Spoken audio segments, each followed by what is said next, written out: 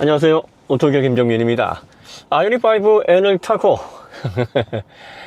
로키 산맥의 파이스피크 힐클라임 그 경기 결과에 대해서 조금 좀 세부적으로 풀어드릴 게 있어서 이야기를 해보겠습니다. 아이오닉5N 타임어택 스펙이 전체 3등, 그리고 전기차 부분 1등. 순정 모델도 지금까지 전기차 부분에 있어 최고 기록을 13초 앞선 기록을, 가장 빠른 기록이에요. 그게 순정 전기차로서는 아주 괄목할 만한 기록을 냈습니다. 타임어택 모델 2대와 일반 모델 4대가 출전을 했는데, 양산 모델 1대 문제가 있어서 3대만 출전을 했습니다. 그 가운데서 이제 타임어택 스펙을 WRC의 스페셜리스트 드라이버 중 한 분인 이제 소르도 이분이 하셨고, 그 다음에 또 한 대는 모토 트렌드의 컬럼리스트인 팝스트 이분이 지난 시즌에 모델 S 플레드를 운전하셔서 기록을 세우신 분인데, 그때 기록이 9분 54초였어요. 그런데 이번에 소르도 드라이버가 아이오닉5N 타임어택 모델로 낸 기록이 9분 30초로 24초가 빠릅니다. 와, 진짜 어마어마한 기록이에요. 그럼 같은 드라이버였던 팝스트는 얼마를 내느냐? 9분 55초. 그러니까 모델 S 플레드보다는 1초 느린 기록으로 들어왔어요. 자, 모델 S 플레드는 아시다시피 1030마력이고 세단입니다. 공차 무게도 아이오닉5N보다 좀 더 가벼워요. 순정 기준으로 40kg 더 가볍습니다. 2160이고 아이오닉5는 2200입니다. 휠 베이스가 2960이고 아이오닉5는 3m예요. 그러니까 공차 무게, 휠 베이스 다 40씩이네. 그것도 웃기네. 네. 그 다음에 차고도 모델 S 플레드가 살짝 낮죠. 그러니까 하중이동도 더 유리합니다. 그러면 아이오닉5는 CUV 형태, 이거 공차 무게도 많이 나가고 휠 베이스 좀 더 기니까 얘가 더 불리하단 말이죠. 그런데도 불구하고 같은 드라이버 기준으로 1초 차이, 그리고 소르도 기준으로는 24초 차이로 더 빨랐다는 거예요. 시사하는 바가 굉장히 크죠. 파이스피크 힐클라임 같은 레이스는요, 니르부르클링 노르트슐라이페보다 훨씬 더 극한의 환경입니다. 그러니까 자동차의 그야말로 모든 민낯이 다 드러나는 레이스라고 볼 수 있습니다. 자, 그럼 이제 왜 더 높은 성능을 가지고 니르부르크링에서 순정 대 순정으로 20초 정도 모델 S 플레드가 더 빠른 걸로 그전에는 알려져 있었는데, 왜 이런 결과가 나왔냐? 운전자에 따라서 24초나 벌어지고, 그 같은 운전자도 1초 정도밖에 왜 차이가 안 나냐? 팝스트가 레이스 끝나고 나서 무슨 얘기를 했냐면, 모델 S 플레드는 3분 정도 지난 시점에서 출력 제한이 걸려서 좀 힘들었다. 그래서 1030마력의 출력을 제대로 발휘할 수가 없었던 그런 반면, 아이오닉5N은 전혀 그런 출력 제한이 없었다. 이게 핵심이에요, 이게. 자, 그러면 이제 순정 모델은 기록이 얼마나 나왔냐면 10분 49초가 나왔어요. 그럼 이 10분 49초는 얼마나 또 인상적인 기록이냐? 그 전까지는 모델 3 퍼포먼스가 11분 2초대의 기록을 가지고 있었는데, 모델 S 플레드는 순정 모델을 출전을 못 시켰습니다. 왜 못 시켰냐? 2.16톤에 해당하는 무거운 전기차인데 회생제동이 제대로 걸리지 않는 환경에서 주철 브레이크를 가지고 그 파이스피크 힐클라임을 한다라는 것 자체는 자살행위거든요. 그러니까 이거 안 되는 겁니다. 그러면 모델 S 플레드는 그렇다고 치지만 모델 3는 다르냐? 공차 무게가 가벼워요. 그러니까 주철 브레이크만으로도 어느 정도 해낼 수 있는 그 베이스다, 이렇게 볼 수가 있죠. 그런데 모델 3보다 400kg 정도가 더 무거운 아이오닉5N이 주철 브레이크를 똑같이 들고 들어가서 모델 3 퍼포먼스보다 13초나 더 빠른 기록으로 들어왔다는 거예요. 엄청난 기록입니다. 지금 니르부르클링 노르트슐라이페 주행을 할 때 보면 이제 포르쉐 타이칸 터보 S, 특히 바이작 패키지 이 모델은 기본적으로 카본 세라믹 브레이크를 장착하고 있고요. 그 모델도 실내 다 무게 줄여낼 건 다 줄여내고, 그리고 공력 성능 높이기 위해서 뒤에 리어 스포일러 커다랗게 달고, 출력도 올리고 하니까 타임어택 스펙이라고 볼 수 있죠. 그 모델이 낸 기록이 7분 7초 5거든요. 그러면 니르부르클링 노르드슐라이페의 스포츠 오토 팀이 가서 순정 그대로 해서 타이어만 변경한 아이오닉5N 기록이 7분 45초였단 말이에요. 그러면 지금 파이스피크 힐 클라임 기록으로 놓고 보면 순정 아이오닉5N 기록 대비 타임어택 스펙의 아이오닉5N 기록이 1분 19초 정도 빠릅니다. 79초 빨라요. 그러면 이제 이 차를 노르드슐라이프에 투입을 한다고 생각을 해보세요. 어떤 결과가 나올지 우리가 한번 예측을 해보자는 얘기죠. 얼마나 시간이 단축될까요? 여러분들은 얼마나 단축할 수 있을 거라고 봅니까? 저는 40초에서 1분 사이에 시간을 단축할 수 있을 것이다. 충분히 그렇게 생각을 하고 있어요. 그래서 이제 이전 영상에서 가장 보수적으로 40초만 단축을 한다고 해도 기존의 아이오닉5N 순정 모델에서 타이어만 바꾼 그 모델 대비 이제 기록을 산정해보면 7분 5초대 정도 나오지 않을까, 이런 예상을 할 수가 있을 법한데, 이건 확정이 아니라 예상이니까. 그러면 포르쉐가 진짜 갖은 기술을 다 투입을 해서 3억 5천 이상의 가격을 받으면서 야, 이 정도 됐으니까 더 따라와봐 라고 자신있게 내놓은 타이칸 터보 S 바이작 패키지보다 더 빠른 기록이 나올 가능성이 있다는 겁니다. 참 대단하지 않습니까? 이게 무슨 차이 때문에 이런 거예요? 특히나 이제 제가 또 앞선 영상에서 말씀드렸듯이 아이오닉5N은 궁극적인 현대 고성능이 아니잖아요. 처음 N 브랜드로 나온 최초의 1번 타자입니다. 1번 타자는 출루에 목적을 두는 거잖아요. 그래서 2번, 3번, 4번, 5번까지 이제 계속 타율이 높은 그런 선수들이 안타 내지는 뭐 장타를 때려줘서 점수를 내게 하는 그 역할을 맡는 아이오닉5N이 가장 포르쉐의 끝판이다. 포르쉐 끝판이라 그러면은 전 세계 자동차 전기차에서 스포츠성은 걔가 끝판이다 이렇게 봐도 돼요. 아시잖아요, 왜 그렇게 생각하는지. 그런데 그 타이칸 터보 S 바이작 패키지를 타임어택 스펙으로 만약에 한다 그러면 비슷하거나 더 앞서지 않을까, 이 단계에서 사람들이 혼란을 느낀다면 이제 2번 타자 준비가 돼 있죠. 2번 타자가 누구예요? 아이오닉6N이죠. 3번 타자는 누굴까요? 4번 타자는 누굴까요? 여러분들에게 말씀드리지 못하지만 더 강력한 놈들이 3, 4, 5번 기다리고 있단 말이죠. 출력도 지금 우리가 650마력 아이오닉5N에서 생각하는 것보다 훨씬 더 아이오닉6부터 더 올라갈 거예요. 그 이후에는 이제 700대, 800대로 이제 올라가게 될 거고 회생제동도 더 강해집니다. 그러면 이 친구들이 투입이 되면 타이칸 터보 S 바이작 패키지가 이제 또 다른 패키지로 해서 더 위로 올라가야 될 텐데, 지금 이 상황에서 출력을 더 높이는 건 무리가 있어요. 물론 물리적인 출력을 높이는 건 가능합니다. 전기 모터에서 출력 높이는 게 뭐 그렇게 크게 문제가 되진 않아요. 뭐 1500마력, 2000마력 높일 수는 있는데, 문제는 뭐냐. 자, 네오디뒻 연구 자석을 사용한 회전자로 된 동기역 모터, PMSM 모터, 퍼머넌트 마그넷 싱크로너스 모터의 문제점이 뭐냐. 정토크 구간까지는 사실 문제가 없어요. 이 정토크까지는 최대 토크로 그냥 제어를 해버리면 되는데, 요게 이제 정출력으로 넘어가는 구간에서 뭘 해야 되냐면 이제 이때부터 벡터 제어를 해야 됩니다. 그러니까 모터의 회전자의 속도를 정밀하게 계산해서 전류량을 줄였다가 늘렸다가 하는 이 제어를 해야 됩니다. 이걸 이제 약계자 제어라고 하는데, 요게 정말 힘든 거예요. 적당한 출력에 적당한 속도라 그러면 어려울 게 없어요.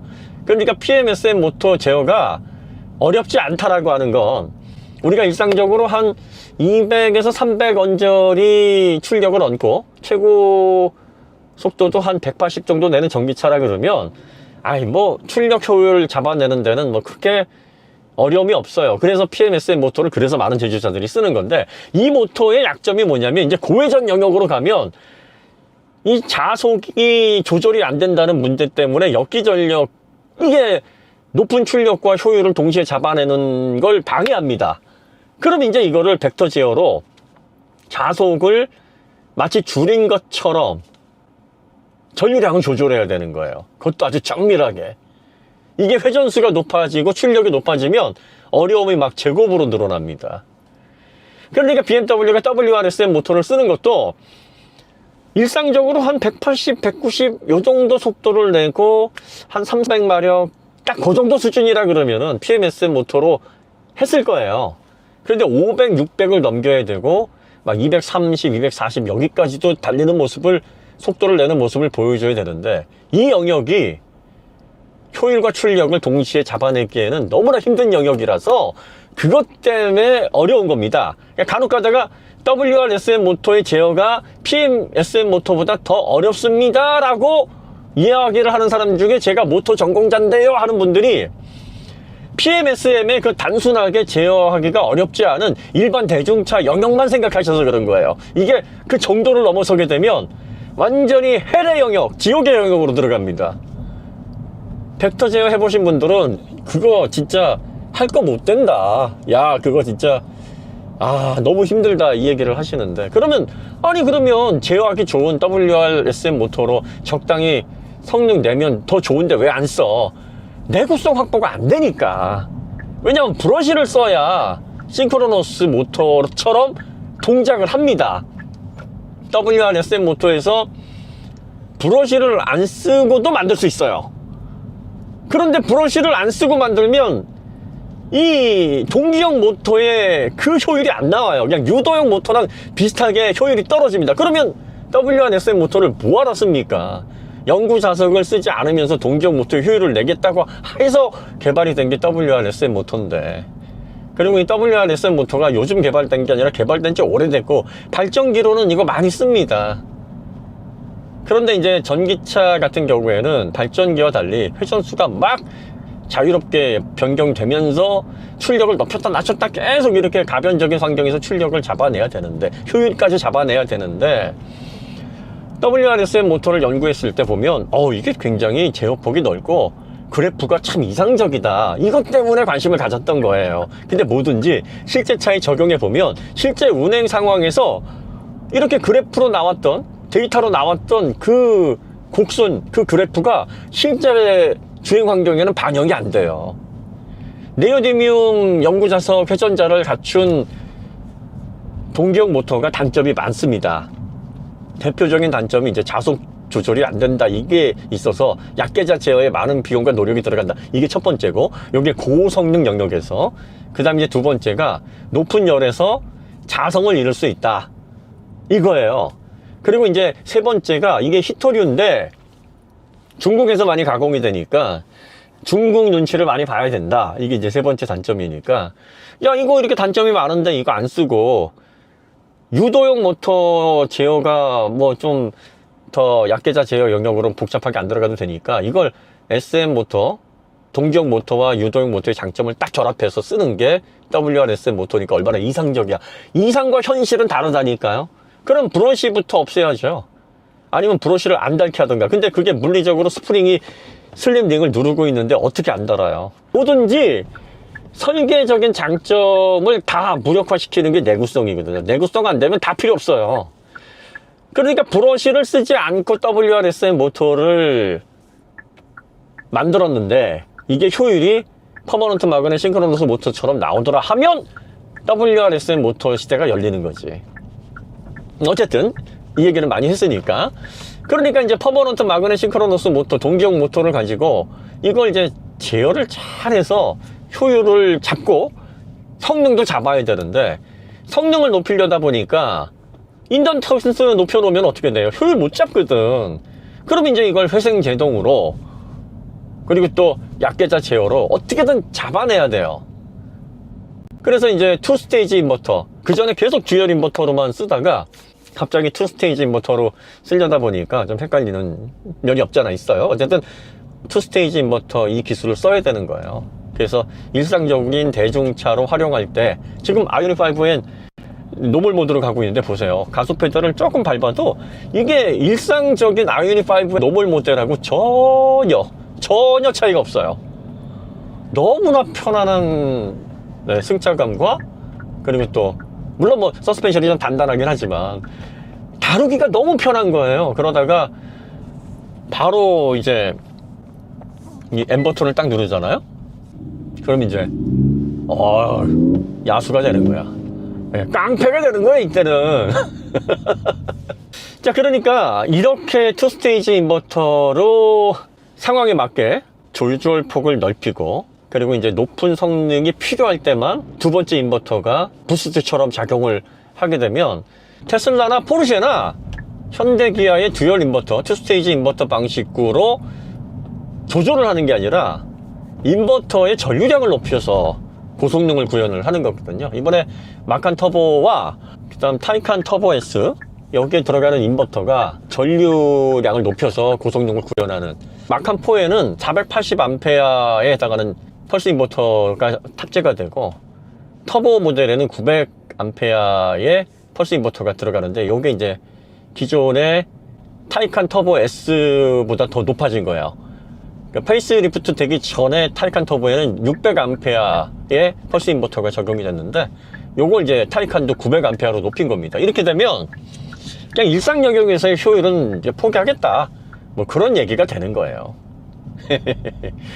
그런데 이제 페이스리프트 모델의 주행거리가 좀 늘었잖아요. 주행거리가 이제 어떻게 늘었냐면, 페이스리프트 이전 모델은 고회전 영역에서의 약계자 제어를 기술적으로 그 수준을 높여놓지 못했기 때문에 효율 잡기 위해서 2단 변속기가 필요한 건데, 지금 포르쉐도 260km 시속, 여기까지는 약계자 제어를 통해서 효율과 성능까지 잡아내는 단계까지를 온 겁니다.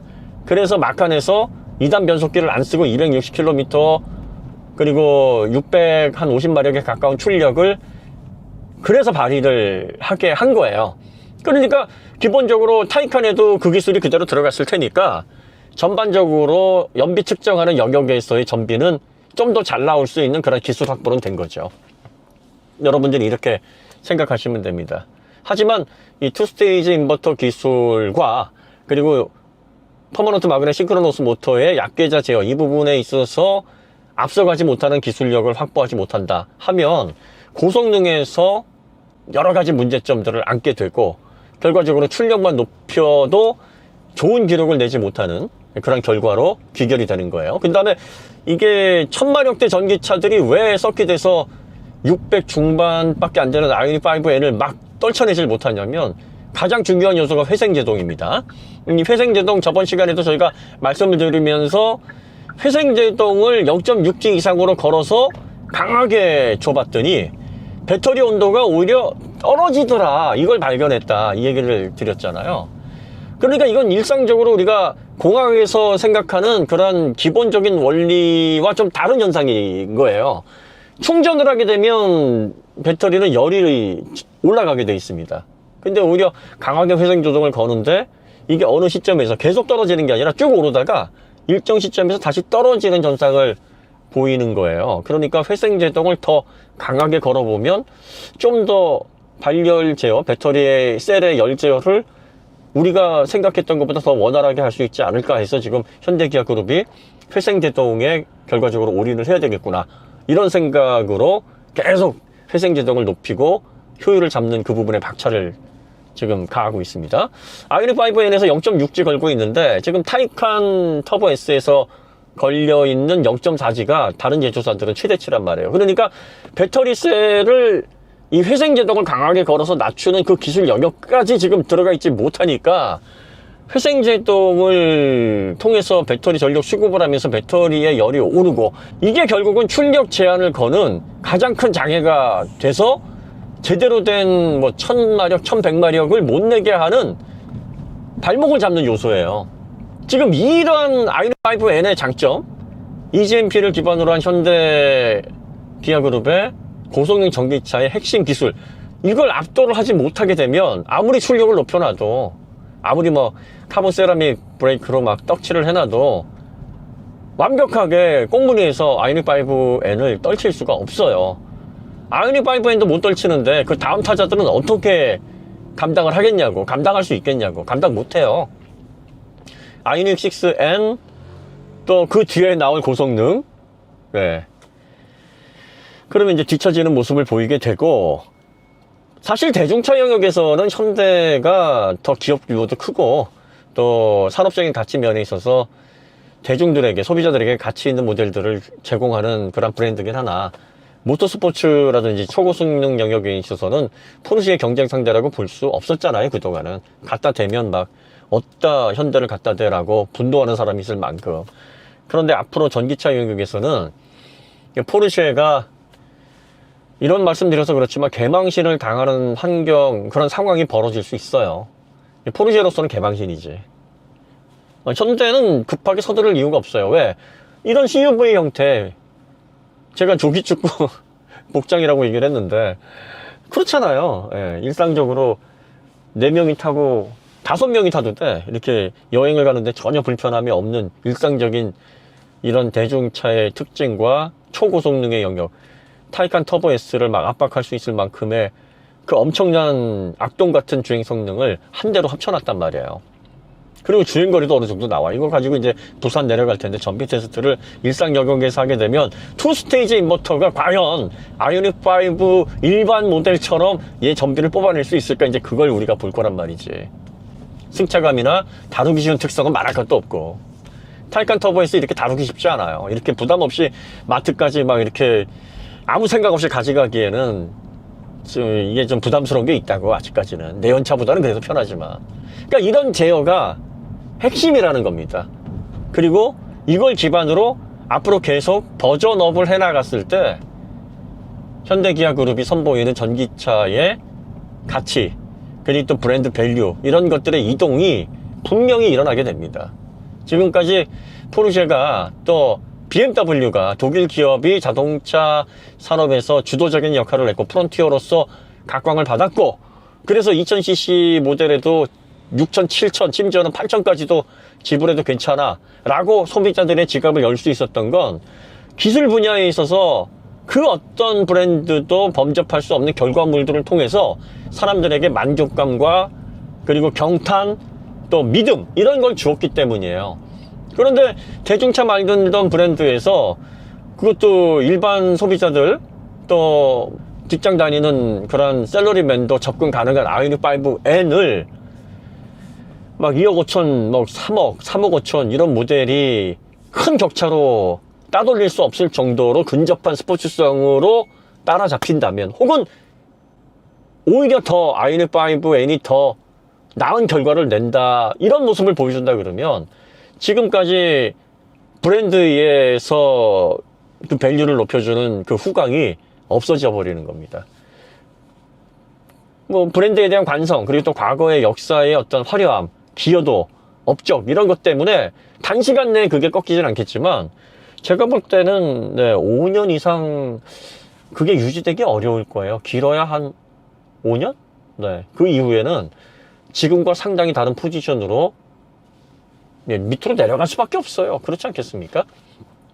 그러니까 지금 현대기아그룹이 선보이는 이 아이오닉 5N, 그리고 또 고성능 전기차에서 핵심이 단순히 하드웨어를 만드는 그런 단순한 기술, 이런 게 아닙니다. B 시스템의 소프트웨어 제어를 통해서 그 어떤 기업도 달성하지 못했던 인버터의 스위칭 제어, 듀얼 인버터를 통해서 일상차와 고성능차의 영역을 확실하게 잡아내서 퍼머넌트 마그넷 싱크로너스 모터의 약점인 약계자 제어에서의 어려움, 여기까지 해결을 지금 하고 있다는 겁니다.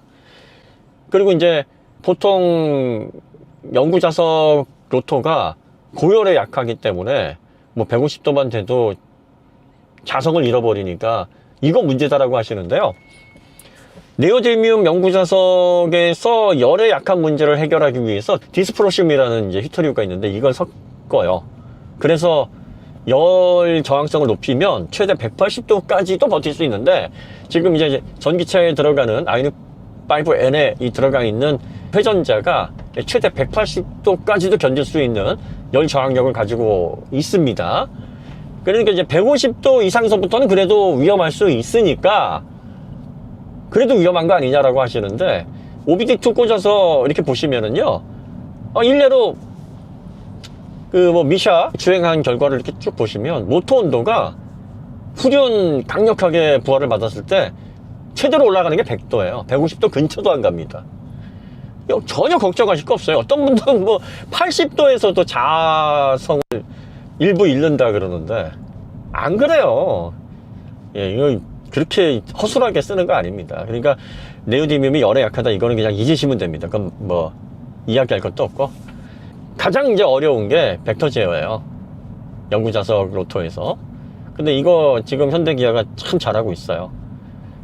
그리고 이제 이보다 더 출력을 높일 수 있는데, 약계자 제어를 완벽하게 할 수 있는 수준에 딱딱 맞춰가지고 그 출력을 높여가는 거예요. 지금 뭐 1000마력, 1500마력으로 단순하게 모델 S 플레드처럼 혹은 타이칸 터보 S 바이작 패키지처럼 높일 수 있어요. 그렇게 높이는 건 어렵지 않습니다. 인버터에서 그냥 출력을 높게 스위칭을 하면 됩니다. 그리고 강력한 모터, 좀 더 큰 사이즈의 모터를 집어넣으면 돼요. 하지만 고회전 영역에서 고출력을 발휘할 때 이걸 약계자 제어를 통해서 효율까지 잡아내지 못하면, 그 인덕터스 문제를 해결하지 못하면 그렇게 해서 출시하나 많아요. 그럼 출력 제한을 또 걸 수밖에 없어요. 그리고 또 회생 제동을 통해서 배터리를 최대한 효율을 높이면서 온도 제한을 통해서 최적의 전력이 공급될 수 있는 그 환경을 계속 유지를 해야 됩니다. 그러니까 그 단계를 딱딱딱 밟아서 어떤 환경에서도 출력 제한이 걸리지 않는 그 수준까지 높여나가는 거예요. 그러니까 이제 아이오닉6N이 한 710마력, 20마력으로 나온다 치면 거기까지 도달이 된 거고, 그 다음 모델이 800마력으로 나온다 그러면 그 800마력 그 출력, 그 회전수까지 이제 약계자 제어가 완성이 된 겁니다. 그러면 그 차는 출력 제한이 걸리지 않으면서 니르브르클링, 노르트슐라이페든 팔스피크 힐클라임이든 전 구간을 통해서 그 출력을 다 낼 수 있으니까, 그보다 출력이 막 350마력, 450마력 높여나 봤자 비슷하거나 오히려 뒤처지는 결과를 그래서 낼 수밖에 없는 거예요. 이게 핵심입니다. 그러면 이 기술 격차를 몇 년으로 우리가 좀 계산할 수 있느냐. 단순히 수치적으로 볼 수는 없으나 제가 볼 때는 최소 3년 이상이다. 최소 3년 이상은 앞서간다. 그럼 최소 3년 앞서가면 따라올 수 있을까요? 예, 뭐 절대는 없으니까. 네. 지금 뭐 들리는 말에 의하면 포르쉐에서도 잠자리 채 가지고 외계인 포획에 나섰다는 네, 하여튼 뭐 그렇습니다. 일단 뭐 여기까지 잘한 거니까 잘한 거는 잘한 거다, 이렇게 얘기를 드리는 거고요. 그 다음에 이제 우리나라의 그 엔지니어 분들이 이렇게 칭찬한다 그래서 막 정신 놓고서 거봐 하면서 막 나대지 않으세요. 그분들 얼마나 신중하고 겸손하고, 그리고 또 본인이 성과를 냈음에도 아직은 아니야, 아직은 이렇게 서두를 때 아니고 나댈 때 아니야 라고 하면서 스스로를 다집니다. 이게 대한민국인의 저는 가장 큰 장점이라고 봅니다. 절대로 따라잡히지 않으실 거예요. 여러분들이 믿으셔야 되고 또 믿어줍시다. 우리가 좋은 사람인 척하면 어느새 인성이 좀 안 좋은 사람도 좋은 사람이 돼 있더라라는 얘기가 있잖아요. 설사 그분들이 그렇게 생각 안 하더라도 우리가 그렇게 믿어버리면 그 기대에 부응하기 위해서 그런 사람이 된다니까. 그래서 이 팔스피크 힐클라임 이 결과를 통해서 이제 니르브르클릭에서 이제 차포떼고 제대로 붙어야지. 언제까지 피할 거야. 모델 S 플레드, 타이칸 터보 S 바이작 패키지 이제 와서 세대 같이 달려보면 얼마나 좋아요. 아이오닉 6N에서 한번 해봅시다. 아이오닉 6N. 아이오닉 5N은 처음 타자고 시작부터 이기면 또 상대방에 대해 얘가 아니지. 그거 뭐 이긴다고 해서 막 보여주는 것도 의미가 있지만, 이렇게 또 상대를 존중하면서 같이 발전해 나가면서, 그리고 자 이제 두 번째니까, 그러면 이제 첫 번째 아이오닉 5N CUV에 지면 상대도 개망신인데, 아이오닉 6N은 세단 형태에다가 좀 잘 달릴 것 같잖아요. 그러면 상대방도 좀 덜 자존심 상하고, 현대가 두 번째 만에 다 발랐단 말이야. 뭐 그래도 굉장한 거거든. 그러니까 그때는 한번 포르쉐나 테슬라도 우리가 얼마나 하면서 말로 조질라고 하지 말고 실력으로 보여줍시다. 예, 뭐 대한민국 작은 나라에서 현대기아 뭐 우습잖아, 그죠? 뭐 이렇게 겁을 내? 그냥 실력으로 한번 발라보세요. 와, 이야, 씨, 방금 한 멘트 내가 생각해도, 와, 이런 멋있는 말을 하다니, 이런 여유만만한 대사를 때리다니, 오, 진짜 오래 살고 볼 일이야. 재밌잖아요, 그죠? 예, 자동차 마니아들, 차재기들에게는 이보다 더 재밌는 게 없어요. 하루하루가 즐겁죠. 어쨌든, 아그니5N을 타고, 제가 파이스피크 힐클라임과 관련된 그 기록을 통해서 무엇을 알 수 있는지 그 얘기를 좀 뭐 중요한 얘기는 아니니까 여러분들이 참고로 들으시고, 그리고 이제 내일 제가 지금 이 영상이 올라갈 때는 이제 가고 있겠네요. 네. 부산 모터쇼를 통해서 캐스퍼 일렉트릭 네오론 PB5 저희가 잘 보고 어떻게 앞으로의 자동차 시장을 분석할 수 있을지 그 얘기를 좀 같이 또 나눠드리도록 하겠습니다. 영상 마치도록 하고요. 다음에 더 좋은 콘텐츠를 찾아뵙겠습니다. 감사합니다.